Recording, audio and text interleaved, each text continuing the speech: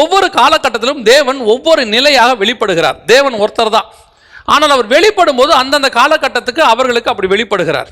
அதற்கு பிறகு அவர் அடுத்த காலகட்டம் வரும்போது தேவன் வேறு விதமாய் வெளிப்படுகிறார். உதாரணமாக இந்த திருத்துவத்தை நீங்கள் பார்க்கும்போது பிதா, குமாரன், பரிசுத்த ஆவி என்று நம்ம சொல்லுகிறோம். இந்த பிதா குமாரன் என்பது உறவு, அது தேவனை குறிக்கிறதுல உறவை குறிக்கிறதான ஒரு சொல். ஆனால் தேவன் ஒரு இடத்துல பிதாவாகவும், ஒரு இடத்துல குமாரனாகவும், ஒரு இடத்துல பரிசுத்த ஆவியாகவும் தன்னை காட்டுகிறார், வெளிப்படுத்துகிறார். இதை புரிதலுக்கு பரிசுத்த ஆவியானவர் தான் உதவி செய்யணும். இது மிக முக்கியமான கோட்பாடு. இந்த 3 பேரும் நீங்க தனித்தனியா இருக்கிறதையும் பார்க்க முடியும், ஒரு இடத்துல 3 பேர் ஒன்றாக இருப்பதையும் பார்க்க முடியும். உதாரணமா யோர்தான்ல இருந்து கரையேறும் போது, ஞானஸ்நானம் எடுத்து ஏறும்போது குமாரன் கரையேறுகிறார், பரிசுத்த ஆவியானவர் புறா வடிவில் இறங்குகிறார், இவர் என்னுடைய நேசகுமாரன் சத்தம் கேட்குது. இது வெளிப்படையா இருக்கு. அதற்கு பிறகு எனக்கு வெளிப்படுத்தின விசேஷத்தில் படிக்கும்போது சிங்காசனத்தின் மேல் வீற்றிருக்கிறவருடைய கையில் இருந்து புஸ்தகத்தை வாங்கினார், ஆட்டுக்குட்டி அடிக்க வண்ணமாக இருக்கிற ஆட்டுக்குட்டியானவர் புஸ்தகத்தை வாங்கினார்னு இருக்கு. அங்க பிதாவும் குமாரனும் அங்கே வெளிப்படுகிறார்கள், தனித்தனியா இருக்கிறாங்க. அதற்கு பிறகு சிங்காசனத்திலிருந்து ஒரு நதி புறப்பட்டுன்னு பரிசுத்த ஆவியானவரை பற்றி சொல்லப்பட்டிருக்கு. ஸோ இந்த திருத்துவம் அப்படின்னு சொல்லக்கூடிய வார்த்தை இல்லை, ஆனால் உண்மை ஒரு தேவன் 3 தன்மையாக வெளிப்படுகிறார். இதை நம்ம புரிஞ்சுக்கணும், அது ஆவியானவர் தான் உதவி செய்யணும். நான் இது ஆர்கியூமெண்ட்ஸ்க்காகவே வரல, உடனே ஆர்கியூமெண்ட்டுக்கு போயிடாதீங்க. நான் இங்கே சொல்ல வந்த விஷயமே வேற. இங்கே என்ன அப்படின்னு கேட்டீங்கன்னு சொன்னால், பழைய ஏற்பாட்டில் இந்த தேவன் இஸ்ரவேலர்களுக்கு தன்னை தூதனாக தான் வெளிப்படுத்தினார், தூதனுக்குரிய தன்மையோடு தான் காட்டினார். நீங்கள் அந்த இடத்துல பார்த்தீங்கன்னா கர்த்தருடைய தூதனானவர் அப்படின்னு இருக்கும். இந்த தூதன் அப்படிங்கிறதான நிலை என்ன நிலை அப்படின்னு பார்த்தீங்கன்னா ஒரு டிஸ்டன்ஸ். இது தேவ ஜனங்களோடு கூட ஒரு டிஸ்டன்ஸ் மெயின்டைன் பண்ண நிலை. இந்த தூதன் என்ன செய்வார்? தூதர்களாக இருக்கட்டும் அல்லது தூதனானவராக இருக்கட்டும் என்ன செய்வாங்க அப்படின்னு கேட்டீங்கன்னா, பழைய ஏற்பாட்டில் தேவ ஜனங்களை பாதுகாப்பதற்கு என்று மாத்திரமே அவர்கள் இருந்தார்கள். இப்போ பார்வோன் சேனை துரத்திட்டு இருக்கும்போது முன்னாடி போன கர்த்தருடைய தூதனானவர் பின்னால் 2 பேரும் சேர்ந்து கொள்ளாதபடிக்கு நடுவில் இருந்து காப்பாற்றினார் அப்படின்னு சொல்லி பார்க்கிறோம். யாக்கோபோடு கூட கர்த்தருடைய தூதனானவர் என்ன செய்தார்? போராடினார் அப்படின்னு சொல்லி பார்க்கிறோம். இந்த தூதனானவர் பல இடங்களில் உதவி செய்கிறார், உதவி செய்து இஸ்ரவேல் ஜனங்களை பாதுகாக்கிறார். அதனாலதான் யாக்கோபு சொல்லும் போது கூட என்னுடைய தூதனானவர் உன்னோடு கூட இருப்பாரு, அவரு கூட இருக்கிறாரு அப்படின்லாம் சொல்றாரு. ஆனால் இந்த தூதனுடைய நிலை என்ன அப்படின்னு கேட்டீங்கன்னு சொன்னா, பொதுவா தூதர்கள் நமக்கு எதுக்கு கொடுக்கப்பட்டிருக்கிறது அப்படின்னு கேட்டீங்கன்னு சொன்னா, வேதம் சொல்லுது பணிவிடையின் ஆவிகள்னு சொல்லப்பட்டிருக்கு. அவங்க நமக்கு உதவி செய்யறதுக்கு, வேலை செய்வதற்கு கொடுக்கப்பட்டார்கள். பணிவிடை ஆவிகள் நம்முடைய பாதங்கள் கழிடாதபடிக்கு நம்முடைய தூதருக்கு அவர் கட்டளையிடுவார் அப்படின்னு இருக்கு. நாம தேவனை ஒரு காலகட்டம் வரைக்கும் இஸ்ரவேல் ஜனங்க ஒரு உதவி செய்கிறவராக, சந்தர்ப்ப சூழ்நிலையில காப்பாற்றுகிறவராக அப்படிதான் வச்சிருந்தாங்க. அந்த தூதனுக்கும் ஜனங்களுக்கும் உறவு கிடையாது. இப்ப அவங்களுக்குள்ள இருக்கிறது என்னன்னு கேட்டீங்கன்னு சொன்னா, ஒரு உதவி செய்வதற்கு ஒரு பாடி கார்டு, அவ்வளவுதான். அதான் அவங்களுக்குள்ள இருக்கக்கூடிய ஒரு உறவு. அந்த பாடி கார்டோட உறவு. அவர் உதவி செய்வார், இறங்குவார், கூட வரும். ஏன்னா இந்த தேவ ஜனங்கள் மேல அவருக்கு ஒரு திட்டம் இருக்கு. அந்த திட்டத்தை நிறைவேற்றுகிற வரைக்கும், அந்த கானான் தேசத்துக்கு அவர் போய் சேருகிற வரைக்கும் இந்த தேவ ஜனங்களை பாதுகாக்கிற பொறுப்பு அவருக்கு இருக்கு. ஆனா இந்த தேவ ஜனங்கள் அவரோடு கூட ஐக்கியமாக இருக்கவில்லை. There is a distance. அவங்க 2 பேருக்குள்ள டிஸ்டன்ஸ் இருக்குது. மோசேயுடைய வாழ்க்கை ஊழியத்தை ஆரம்பிக்கும் போது தேவனுக்கும் மோசேக்கும் இருந்த டிஸ்டன்ஸ் அதுதான். ஆரம்பத்தில் அவங்க 2 பேரும் எந்த நிலைமையில் இருக்கிறாங்கன்னா, ஒரு தூதனுக்கும் ஒரு மனுஷனுக்கும் உள்ளதான டிஸ்டன்ஸ் இதுல தான் இருக்கிறாங்க. நாம தேவனை ஒரு காலகட்டம் வரைக்கும் அப்படிதான் வச்சிருக்கிறோம். உதவி செய்கிறவராக, நமக்கு ஹெல்ப் பண்ணக்கூடிய, ஒரு ஆபத்து காலத்தில் கூப்பிடக்கூடிய, பிரயாணம் பண்ணும்போது முன்னும் பின்னுமா வரக்கூடிய. ஏன்னா இஸ்ரவேல் ஜனங்களுக்கு தூதனானவர் தான் முன்னும் பின்னுமாக வந்தார், யுத்தத்தில் உதவி செய்தார், பிரச்சனை நேரத்தில் நமக்கு உதவி செய்வதாக. தேவனை இப்ப நீங்க என்ன நிலையில வச்சிருக்கிறோம் நாம, அதான் ரொம்ப முக்கியம். ஒரு தூதனுக்குரிய டிஸ்டன்ஸ் அதுதான் நம்ம இன்னைக்கு நிறைய பேர் தேவனை மெயின்டைன் பண்றாங்க. தேவனோடு இருக்கிற ஐக்கியம், உறவு எவ்வளவு தூரத்தில் இருக்குது அப்படின்னு கேட்டீங்கன்னா, பழைய ஏற்பாட்டில் இஸ்ரவேல் ஜனங்களுக்கும் தூதர்களுக்கும் எவ்வளவு தூரம் டிஸ்டன்ஸ் இருந்துச்சோ அதே டிஸ்டன்ஸ் தான் இன்னைக்கு நமக்கும் தேவனுக்குமே இருக்குது. அப்படி நீங்க தேவனை அந்த டிஸ்டன்ஸ்ல வச்சிருக்கிறீங்க அப்படின்னு சொன்னா, உங்களுக்கும் தேவனுக்கு நடுவில் உறவு இல்லை, உங்களுக்கும் தேவனுக்கு நடுவில் ஒரு உடன்படிக்கை அல்லது உங்களுக்குள்ள ஒரு அக்ரிமெண்ட் போடப்பட்டிருக்கு. என்ன அக்ரிமெண்ட்? ஒரு தூதன் எப்படி உங்களை பாதுகாக்கிறது. இப்போ நீங்கள் ஒரு பாடி கார்டை நீங்கள் என்ன செய்கிறீங்க, நிறைய பெரிய பெரிய ஆட்கள்லாம் நீங்கள் பார்த்துருப்பீங்க, முன்னாடி பின்னாடி 4 பாடி கார்ட்ஸ் இருப்பாங்க. இவங்களுக்கு சம்பளம் கொடுப்பாங்க, இவங்களுக்கு ஒரு அக்ரிமெண்ட் இருக்கும், இத்தனை மாதம் நான் ஒர்க் பண்ணுறேன், அவங்க எல்லாத்தையும் ஒத்துருப்பாங்க. அதே மாதிரி தான் இன்னைக்கு நம்ம தேவனை வச்சிருக்கிறோம். எந்த அளவுக்கு வச்சிருக்கிறோம் அப்படின்னு கேட்டீங்கன்னு சொன்னால், உதவி செய்கிறவராக, நமக்கு ஆபத்து காலத்தில் நோக்கி கூப்பிடுகிறவராக. பழைய ஏற்பாட்டில் இஸ்ரவேல் ஜனங்க அந்த அளவில் தான் ஆண்டவரோடு இருந்தாங்க. அவங்களுக்கு இஸ்ரவேல் ஜனங்களுக்கு தேவனுக்கு என்ன கிடையாது? ஐக்கியம் கிடையாது. அதுல ஒரு சிலர் மட்டும் அவரை அடுத்த லெவலுக்கு தாண்டி போனாங்களே ஒழிய, பெரும்பான்மையான தேவ ஜனங்கள் எப்படிப்பட்டவங்களா இருந்தாங்க அப்படின்னு பாத்தீங்கன்னு சொன்னா, அவங்க அதான் அந்த தூதனானவரோட போராடுறாரு யாக்கோபு. போராடி முடிச்சிட்டு அவர் அவ்வளோ க்ளோஸா வந்து எப்படி போராடினார் நம்ம ஓசியா புஸ்தகத்துல வாசிக்கிறோம். காலை பிடிச்சு கெஞ்சினார். அந்த தூரத்துல தூதனானவரோட பேசிக்கிட்டு இருந்தவர் நெருங்கி காலை பிடிச்சிட்டார். காலை பிடிச்ச உடனே அவர் சொல்றாரு, கர்த்தரை கண்டேனுங்கிறாரு. நான் தேவனை கண்டேன், தேவனோடு கூட போராடி மேற்கொண்டான்னு இருக்கு. அப்ப அந்த டிஸ்டன்ஸ் குறைஞ்சிருச்சு பாருங்க, அவங்களுக்குள்ள இந்த டிஸ்டன்ஸ் குறைஞ்சிருச்சு. இன்னைக்கு நாமளும் எந்த அளவுக்கு தேவனோட டிஸ்டன்ஸ் இருக்கிறோம்?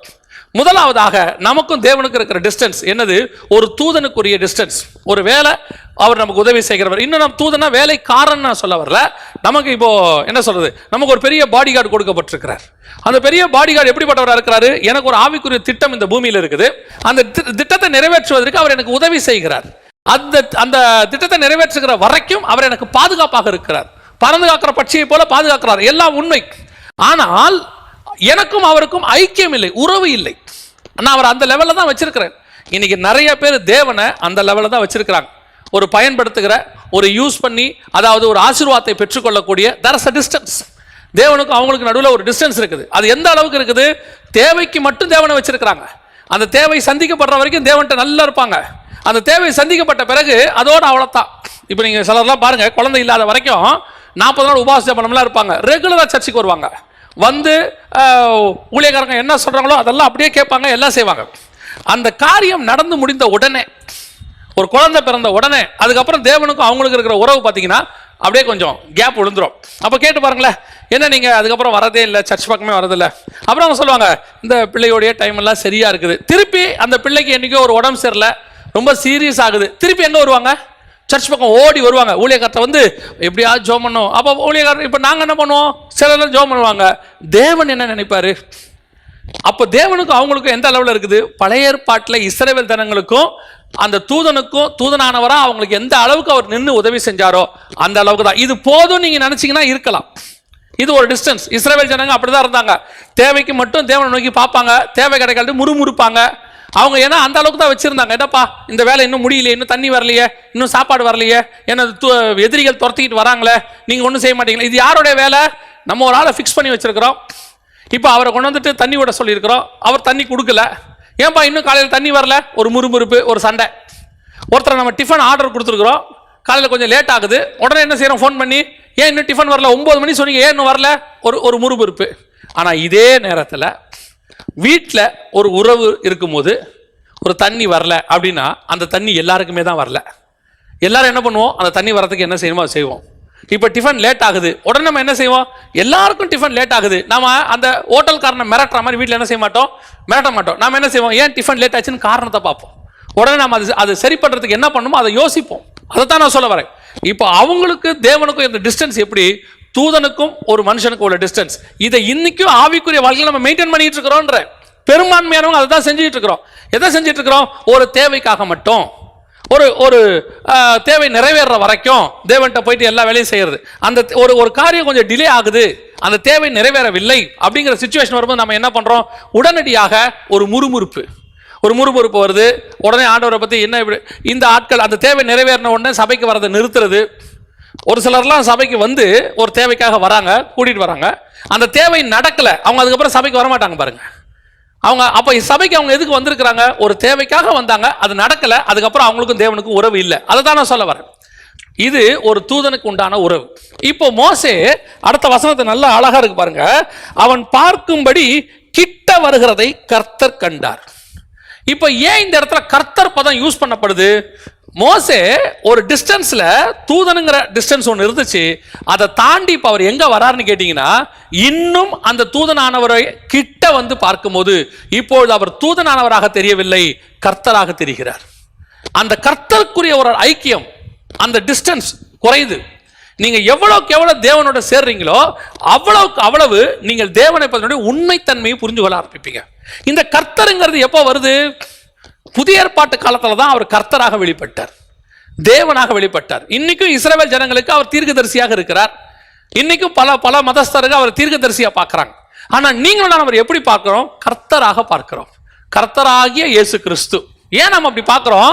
அவங்களுக்கும் தேவனுக்கும் இருக்கிற டிஸ்டன்ஸை விட நமக்கும் தேவனுக்கு இருக்கிற டிஸ்டன்ஸ் குறைவு.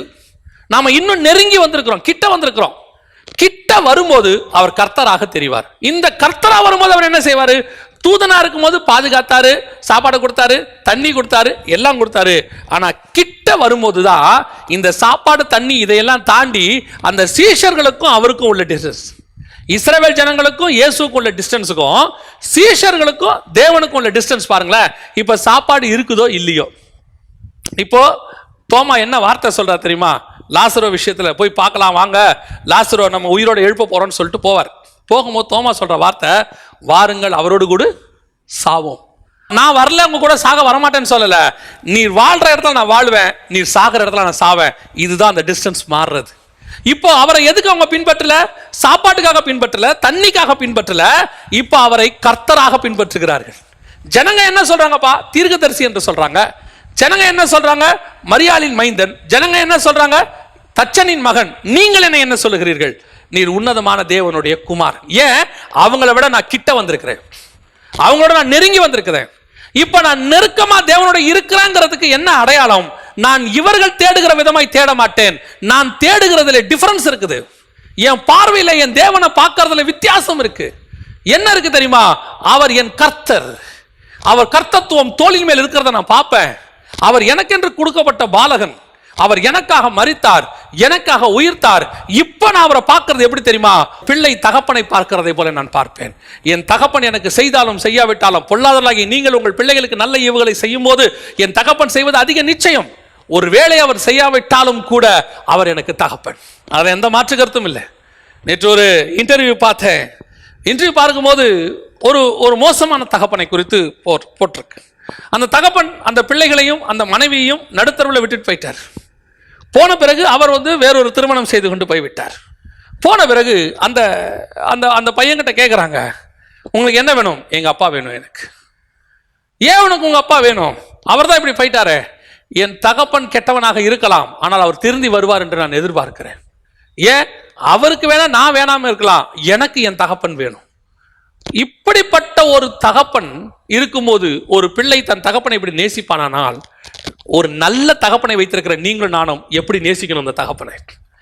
தன்னை தேடாத, தன்னை பற்றி கவலைப்படாத, விட்டு விட்டு இன்னொரு வாழ்க்கையை அமைத்துக் கொண்ட தகப்பனுக்கே இவ்வளவு நல்ல ஒரு குமாரன் கிடைப்பானால், நமக்காக ஜீவனையே கொடுத்த தகப்பனுக்கு நாம் எப்படிப்பட்ட குமாரர்களாக இருக்கணும்? இன்னைக்கு நாம எந்த டிஸ்டன்ஸ்ல இருக்கிறோம் தேவனோட? இப்ப அதான் ரொம்ப முக்கியம். மோசே கிட்ட வரும்போது தான் அவரை கர்த்தராக பார்க்கிறான். இன்னும் நம்ம உதவி செய்கிற தூதனாவே பார்த்துக்கிட்டு இருக்கிறோம். தேவன் யாரு? நமக்கு ஹெல்ப் பண்ற ப்ரொவைடர், ப்ரொவைட் பண்றவர். அதுல எந்த மாற்று கருத்து இல்லை. அவர் என்ன சொல்றாரு? எல்லாத்தையும் நான் உனக்கு தருகிறேன். எப்போ? தன் குமாரனையே தந்தவர் மற்ற எல்லாவற்றையும் அருளாதிருப்பது எப்படி? ஆனா எனக்கும் தேவனுக்கு இருக்கிற டிஸ்டன்ஸ் என்ன? நான் எந்த க்ளோஸ்ல வச்சு நான் அவரை பார்க்கிறேன்? இந்த டிஸ்டன்ஸ்ல வரும்போது உங்களுக்கு தெரியுமா ஒரு விஷயத்தை? ஒருத்தர் தூரத்துல இருந்து, நான் இப்படி சொல்ற இந்த உதாரணத்தை நீங்க தப்பா எடுத்துக்காதீங்க. நான் ஒரு உதாரணத்துக்காக தான் இதை சொல்றேன். ஒருத்தர் தூரத்துல இருந்து பார்க்கும்போது அவருடைய நல்ல குணங்கள் மட்டும்தான் நமக்கு தெரியும். அவரை தூரத்துல இருந்து பார்க்கும்போது அழகா இருப்பாங்க, ஒரு அழகான முகம்னு வச்சுக்கோங்களேன். தூரத்துல இருந்து பார்க்கும்போது அழகான முகம் தெரியும். கொஞ்சம் கிட்ட உட்காந்து பார்க்கும்போது தான் அந்த முகத்தில் இருக்கக்கூடிய சின்ன சின்ன மறு, சின்ன சின்ன பள்ளம், அதில் இருக்கக்கூடிய வெட்டு, இதெல்லாம் நமக்கு தெரியும். தூரத்துல இருந்து பார்க்கும்போது தெரியாது, கொஞ்சம் கிட்ட வரும்போது தான் தெரியும். நான் அப்படியே ஆண்டவருக்கு சொல்லுகிறேன், நீங்கள் தூதனாக தூரத்திலிருந்து பார்க்கும்போது அவர் ஒரு ப்ரொவைடராக தெரிவார், அவர் ஒரு வாரியராக தெரிவார், அவர் உதவி செய்கிறவராக, யுத்தம் பண்ணுகிறவராக, போராடுகிறவராக, பாதுகாக்கிறவராக தெரிவார். ஆனா நான் சொல்றேன், அவர் கிட்ட போய் மார்பல சாஞ்சு பாருங்க, அப்பதான் அவர் எவ்வளவு அன்புள்ள தேவன் நமக்கு தெரியும். அவருக்குள்ள இருக்கிற பொக்கிஷங்கள் என்னன்னு உங்களுக்கு தெரியும். அவர் சின்ன சின்ன விஷயத்துல அவர்கிட்ட இருக்கிற தாழ்மை, அவர்கிட்ட இருக்கிற அன்பு, அவர்கிட்ட இருக்கக்கூடியதான நீடிய பொறுமை எல்லாத்தையும் நீங்க கத்துக்க முடியும். அந்த கிட்ட எவ்வளவுக்கு எவ்வளவு தேவனை நெருங்குறீங்களோ அவ்வளவுக்கு அவ்வளவு அவருடைய காரியம். இப்ப பாருங்க, மோசே கீழே இருந்து பார்த்த போது தூதனானவரா தெரிஞ்சார். ஆனா அதே மோசே மலை மேல ஏறி போய் 2வது ஸ்டேஜுக்கு போறாரு, கர்த்தரை பார்க்க போறாரு. தேவன் என்ன வர சொல்லியிருக்காரு, நான் போறேன்னு சொல்லி அவர் போறாரு. அந்த ஸ்டேஜுக்கு போகும்போது என்ன ஆகுது தெரியுமா? இப்போ முச்செடியில தூதனானவரை பார்த்த போது அந்த முச்செடியில ஒரு அக்கினி இருக்கு, அந்த அக்கினி சுவாலை இருக்கு. அந்த அக்கினி சுவாலை மோசேயை ஒண்ணுமே பண்ணல. மோசே பார்க்கிறாரு, ஆச்சரியப்படுறாரு, அது எப்படி செடி வெந்து போகாம இருக்குது, அதோட முடிஞ்சிருச்சுன்னு வச்சுக்கோங்களேன். ஆனா மலை மேல ஏறி தேவனோட 40 நாள் இருந்துட்டு வரும்போது வசனம் சொல்லுது, அவருடைய முகம் பிரகாசித்தது. ஏன்? அன்னைக்கு பார்த்த அக்கினிக்கும் அன்னைக்கு பார்த்த கர்த்தருக்கும் இன்னைக்கு பார்க்கிற கர்த்தருக்கும் வித்தியாசம் இருக்கு. அன்னைக்கு மோசேக்கும் தேவனுக்கும் நடுவில் ஒரு பெரிய டிஸ்டன்ஸ் இருந்துச்சு. அது போக போக அந்த டிஸ்டன்ஸ் குறைய குறைய தேவனுடைய முகத்தின் பிரகாசம் என் மேல் வீசும். தேவனுடைய அன்பு எனக்குள்ளே காணப்படும். தேவனுக்குள்ள இருக்கக்கூடியதான தாழ்மை எனக்குள்ளே வரும். தேவன் மேல இருக்கக்கூடியதான உலக பற்றில்லாமை எனக்குள்ள வரும். அதுதான் தேவ சாயலாக மாறுதல். நான் எப்ப அவரை கர்த்தரா பார்க்க ஆரம்பிக்கிறேனோ அப்ப எனக்குள்ள அந்த சேஞ்சஸ் வர தொடங்கும். இப்ப சீஷர்கள் பாருங்க, இயேசுவை தூரத்துல இருந்து பார்க்கிறார், போட்ல உட்கார்ந்து இயேசு பேசுறார். இயேசு பேசும்போது இதே பேதுரு பார்க்கிறார். இயேசுவை எப்படி பார்க்கிறார் தெரியுமா? அற்புதம் செய்கிறவராக, நல்ல பிரசங்கம் பண்றவராக, ஆழத்துல வளைய போடு வந்துச்சு, மீன் வந்துச்சு, எல்லாம் வந்துச்சு. இப்போ அது வரைக்கும் இயேசு அவர் எப்படி பார்க்கிறாரு? ஒரு ஆசீர்வாதத்தின் கடவுள். எல்லாம் உண்மைதான். இப்ப சொல்ற ஆண்டவர், பேதுரு இவைகளை விட்டு விடு. என்ன செய்யணும் ஆண்டவர்? என்ன பின்னாடி வா, என் பின்பற்றி வா. இப்போ அந்த 3.5 வருஷமும் இயேசு பின்னாடியே வந்துகிட்டு இருக்கிறார். இன்னும் இயேசு கூட இருந்தாலும் அந்த பேதுருவால இயேசு கிட்ட வர முடியல. எப்படி சொல்றோம்? இயேசு கூட தான் இருக்கிறாரு, இருதயம் தேவனை விட்டு தூரமா தான் இருக்கு. ஒரு இடத்துல கேட்கிறாரு, எல்லாவற்றையும் விட்டு வந்தோமே, எங்களுக்கு என்ன கிடைக்கும்? இப்ப இயேசு மரித்துட்டார், சிலுவையில் அரைஞ்சாச்சு. அந்த ராத்திரியில சொல்றாரு, நான் மீன் பிடிக்க போகிறேன். இன்னும் அப்படின்னா என்ன அர்த்தம்? 3.5 வருஷம் இயேசுவோட இருந்தாரு, ஆனா இயேசு கிட்ட இல்ல. இருதயம் எங்க இல்ல? இயேசு கிட்ட இல்ல. இப்போ அந்த பரிசுத்த ஆவியானவர் வந்து இந்த இயேசு கூட இருந்த அந்த சுபாவம், இப்போ அது வந்த உடனே அந்த பேதுருவோடைய சுபாவம் எப்படி மாறுது தெரியுமா? ஒரு மீன் வேணும்னு சொல்லி ஆசைப்பட்ட பேதுரு, எல்லாவற்றையும் விட்டு வந்தேனே, எனக்கு என்ன கிடைக்கும்னு கேட்ட அந்த பேதுரு இப்ப சொல்றாரு, தைரியமா சொல்றாரு, வெள்ளியும் பொன்னும் என்னிடத்தில் இல்லை, என்னிடத்தில் இயேசு இருக்கிறார், அது போதுங்கிற சாட்டிஸ்ஃபேக்ஷனுக்கு வரார். அதுதான் அந்த நெருக்கம், தேவனோடு இருக்கிற நெருக்கம். இயேசுவோட இருக்கும் போது பேதுருவோடைய பேச்சு எப்படி மாறிடுச்சா? இயேசு மாதிரி மாறிடுச்சா. இயேசு கூட இருந்தாரு, ஆனா அந்த இருதயம் இன்னும் வரல. அதான் திருப்பி சொல்றேன், திருப்பி ஆட்டோமேட்டிக்கா என்ன வந்துருச்சு? அவருக்கு அந்த சபிக்கிற சுபாவம் வந்துருச்சு. ஆனா பரிசுத்த ஆவி வந்த பிறகு அந்த இயேசுக்காக அவர் மரிக்க தயாரானார், அடிவாங்க தயாரானார். அவரை சிறைச்சாலையில வச்சாங்க, ரெடியா இருந்தாரு, எல்லாத்துக்கும் ரெடி. ஏன்? நான் இப்ப இயேசுவை தூரத்துல இருந்து பார்க்கல, கிட்ட இருந்து பார்க்கிறேன். அப்ப நான் மீனுக்காக தேடினேன், உலக ஆசீர்வாதத்துக்காக தேடினேன். இப்ப நான் தேடுறது எதுக்கு தெரியுமா? என் தகப்பனை நான் தேடுகிறேன். எனக்கும் அவருக்கும் இருதயம் ஒத்து போகணும். ஒரு மாப்பிள்ளையும் பொண்ணையும் பார்க்கும் போது ஃபர்ஸ்ட் என்ன சொல்லி பார்ப்பாங்க தெரியுமா? வெளியரங்கமான காரியங்களை தான் பார்ப்பாங்க. எப்படி பார்ப்பாங்க? பொண்ணு என்ன படிச்சிருக்கு, பையன் என்ன படிச்சிருக்கிறாரு, பொண்ணு என்ன உயரம், பையன் என்ன உயரம், அவங்க 2 பேரும் எப்படி இருக்கிறாங்க, இதெல்லாம் குடும்பங்கள் எப்படி, இதெல்லாம் தான் பார்ப்பாங்க. இதெல்லாம் பார்த்து வெளியரங்கமா ஃபர்ஸ்ட் ஓகே, டிஸ்டன்ஸ், இவங்க 2 பேரும் இப்போ டிஸ்டன்ஸ்ல இருக்கிறாங்க. ஆனா ஒரு காலகட்டத்தில் திருமணம் நடக்கும். இப்போ வந்த பிறகு இப்போ அவங்களுடைய தேவை, எதிர்பார்ப்பு எப்படி இருக்கும் தெரியுமா? 2 பேருடைய இருதயம் எப்படி ஒத்து போகுதுன்னு தான் பார்க்க தொடங்குவாங்க. இதுக்கு முன்னாடி கலர் எப்படி, இதுக்கப்புறம் கல்யாணமான பிறகு பொண்ணு கருப்பானாலும் பிரச்சனை இல்லை. நிறைய பசங்களுக்கு, ஆண்களுக்கு கல்யாணமான பிறகு முடி கொட்டிடும். நிறைய ஆண்களுக்கு திருமணமான பிறகு உடம்பு வந்து ஃபிட்னஸா இருக்காது, தொப்பெல்லாம் விழுந்துடும். இப்போ அது குறையாவே அவங்களுக்கு தெரியாது. ஆனா கல்யாணத்துக்கு முன்னாடி முடி கொட்டியிருந்தா, ஐயோ வழுக்க தலையோட இருக்காரு வேண்டாம், அவர் தொப்பையா இருக்காரு வேண்டாம், இப்படிலாம் சொல்லுவாங்க. ஆனா திருமணமான பிறகு அதே ஆளுக்கு என்ன விழுது? முடி கொட்டி போகுது. அதே ஆளுக்கு தொப்பை வருது. இப்ப குறையா வரல. ஐயோ நான் எதிர்பார்த்தது இவரே இல்ல, இன்னும் ஒரு 10 வருஷத்துக்குள்ள தொப்பை விழுந்துருச்சு, எனக்கு இவர் வேண்டாம் அப்படி சொல்றதுல. இப்ப எதை எதிர்பார்க்கணும் தெரியுமா? சரீர வெளியரங்கத்தையே பார்க்கல. இப்ப நான் பார்க்கறது எல்லாமே எதை பார்க்கிறோம்? அவர் என் மேல் அன்பா இருப்பாரா, அவர் என்கிட்ட அன்பா இருப்பாரா, அவர் வெளியே எப்படி வேணா இருந்துட்டு போட்டோம். இப்ப எனக்கு தேவை அவர் அன்புள்ளவராக இருக்கணும். என் மனைவி எப்படிப்பட்டவளாக இருக்கட்டும், அவள் என்னிடத்தில் அன்பாக இருக்கணும். இது எப்ப வருது? 2வது ஸ்டேஜில் வருது. தூரத்துல இருந்து பார்க்கும்போது வெளியரங்கமா பார்க்கிறோம். அந்த நெருக்கம் வரும்போது தான் அவர் கர்த்தர்னு தெரியும், தேவன்னு தெரியும், அந்த கர்த்தருக்குரிய சுபாவம் நமக்கு தெரியும். அதைத்தான் சொல்றேன், ஆவிக்குரிய வாழ்க்கையோட 2வது ஸ்டேஜுக்கு நம்ம வரணும். நம்ம முதல் ஸ்டேஜில் இருந்தே அவர் ஆசீர்வாதத்தின் கடவுளாக பார்த்து, ஒரு ப்ரொவைடராக பார்த்து, ஆபத்து காலத்தில் உதவுகிறவராக பார்த்து, அதனால தான் இஸ்ரவேல் ஜனங்களால தேவனோடு கூட நெருங்கவே முடியல. இன்னைக்கு நம்மள கூட நிறைய கிறிஸ்தவர்கள் ஏன் பெயர் கிறிஸ்தவர்களாக இருக்கிறோம்? நான் சொல்றது உடனே பெயர் கிறிஸ்தவ சபை, ஆவிக்குரிய சபையில் ஆவிக்குரியவர்கள் நாமளே பெயர் கிறிஸ்தவர்களாக இருக்கிறோம். ஒரு ஸ்பிரிச்சுவல் ட்ரெடிஷன் நமக்குள்ள வந்துருச்சு. இப்பவுமே நம்மளுமே தேவனை எப்படிப்பட்டவங்களா பார்க்கிறோம்? ஒரு தூரத்துல ஒரு பிளெஸிங் காட். ஒரு தகப்பன் என்ன சம்பாரிச்சு கொடுத்தாலும் சம்பாரிச்சு கொடுக்கணும், குடும்பத்தை நடத்தணும், அது எந்த மாற்று கருத்தும் இல்லை. ஆனால் ஒருவேளை இப்ப பாருங்க, லாக்டவுன் பீரியடு, தகப்பன்களால முன்னாடி சம்பாரிச்ச மாதிரி சம்பாதிக்க முடியல, அந்த பிள்ளைகளை வளர்க்கறதுக்கு ரொம்ப கஷ்டப்படுறாங்க. என் தகப்பன் இப்ப கஷ்டப்படுறத எந்த பிள்ளைகள் புரிந்து கொள்ளுகிறதோ, ஒரு கணவன் கஷ்டப்படுறதை எந்த மனைவி புரிந்து கொள்றாரோ அப்ப அவங்க தான் வாழ்ந்த வாழ்க்கைக்கு அர்த்தம் இருக்கு. அவங்க நெருங்கிட்டாங்க, இருந்தா அவர் எனக்கு தானே செய்ய போறாரு. அவர் செய்தாலும் செய்யாவிட்டாலும் அவர் என் தகப்பன், செய்தாலும் செய்யாவிட்டாலும் அவர் என் கணவன். இதுதான் செகண்ட் ஸ்டேஜ். அடுத்த ஸ்டேஜுக்கு வரக்கூடிய நிலை இதுதான். இப்ப நம்ம அந்த நேஜுக்கு வந்திருக்கிறோமா? தேவன் அந்த நெருக்கத்துக்கு வந்திருக்கிறோமா? இன்னும் தேவைக்காக மாத்திரம் தேவனை தேடுகிறவர்களா இருந்தால் அவருக்கு நமக்கு இன்னும் டிஸ்டன்ஸ் இருக்குது. செகண்ட் ஸ்டேஜுக்கு வரல. இதைத்தான் நான் இன்னொரு செய்திலையும் சொல்லியிருக்கிறோம். பலிபீடத்துக்கிட்ட இருந்து நீங்க உள்ள வர்றவங்க எங்க வரணும்? பரிசுத்த ஸ்தலத்துக்கிட்ட வரவங்களா இருக்கணும். கிட்டி இன்னும் தேவன்கிட்ட வரணும். அப்படி கிட்ட வரும்போது என்ன ஆகும் அப்படின்னு கேட்டீங்கன்னு சொன்னா, இஸ்ரவேல் ஜனங்கள் சுபாவம் போய் ஆவிக்குரிய சுபாவம் நமக்கு வந்துடும். இப்ப தேவனை இம்மைக்காக மாத்திரம் தேர்வுல இல்லாதபடிக்கு நம்ம எப்படி தேட ஆரம்பிப்போம்? கர்த்தராக பார்க்க ஆரம்பிப்போம். இப்போ இதுதான் புதிய ஏற்பாட்டின் சபையின் காலம். இன்னும் உங்களுக்கு நான் கொஞ்சம் விளாவரியா சொல்லணும்னா, அந்த தூதனானவர் அந்த ஸ்டேஜ் எதுனா நியாயப்பிரமாண காலம். இஸ்ரவேல் ஜனங்கள் உலக ஆசீர்வாதத்துக்காக மாத்திரம் தேவனை தேடினார்கள், அது நியாயப்பிரமாண காலம். இப்போ கர்த்தரை தேடுகிறது இருக்குல்ல, இது கிருபையின் பிரமாண காலம். இந்த கர்த்தரை தேடுகிறவங்களுக்கு என்னவா இருக்கும் அப்படின்னு கேட்டீங்கன்னா, இவங்க இந்த இதெல்லாம் பார்க்க மாட்டாங்க. உலக ஆசீர்வாதத்தை பற்றிலாம் கவலையே பட மாட்டாங்க. நான் இன்னும் நெருங்கி சேருவேன், நான் இன்னும் கிட்ட போவேன். கிட்ட போய் பார்த்தா அவர் எனக்கு கர்த்தராக தெரிவார். அப்போ எனக்கு இந்த அக்கினி, இந்த முச்சாடு, இதுக்கு பின்னாடி இருக்கிற ஆசீர்வாதம் இதெல்லாம் எனக்கு ரெண்டாவது. அவர் எனக்கு தேவன், கர்த்தர். அந்த இடத்துக்கு நான் வரேன்.